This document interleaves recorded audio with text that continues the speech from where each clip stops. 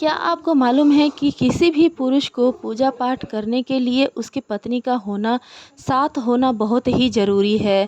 और कोई भी स्त्री रजस्वला काल के दौरान मंदिर में प्रवेश नहीं कर सकती, पूजा पाठ नहीं कर सकती। ये हमारे शास्त्र में भी लिखित है। यही कारण है कि मेरे जगह पे मेरी चुनरी से उनका गठबंधन किया गया, क्योंकि कृष्ण भगवान का छठी करना बहुत ज़रूरी था। हम लोग पूजा में बैठे थे, इसलिए छठी का पूजा हवन हम ही लोग को करना था।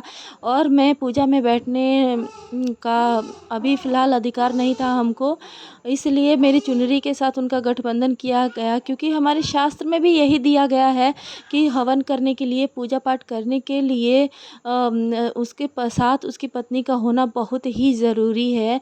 और हमारे शास्त्र में भी दिया गया है, अनुमति नहीं है बिना पत्नी के हवन करने का। अगर आपने रामायण पढ़ा होगा तो आपको याद होगा कि माता सीता की मूर्ति बनानी पड़ी थी भगवान श्री राम को हवन करने के लिए। और हमारे पुराने ऋषिगण जो थे, वो भी शादी अधिकतर इसीलिए करते थे ताकि उनको हवन का अनुमति मिल सके, क्योंकि हमारे शास्त्र में लिखित है कि हवन करने के लिए पत्नी का साथ होना बहुत ज़रूरी है, शादीशुदा होना बहुत ज़रूरी है।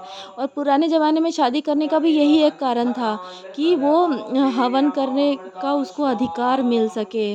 और ये वीडियो बनाने का कारण भी यही है कि मैं आप लोगों तक ये जानकारी पहुंचा सकूं कि हवन करने के लिए, पूजा पाठ करने के लिए पत्नी का होना बहुत ही ज़रूरी है। अगर हम लोग गृहस्थ में रह रहे हैं, गृहस्थ काल का जीवन जी रहे हैं, तो पत्नी का तो होना हर जगह बहुत अनिवार्य ही है। यही कारण है कि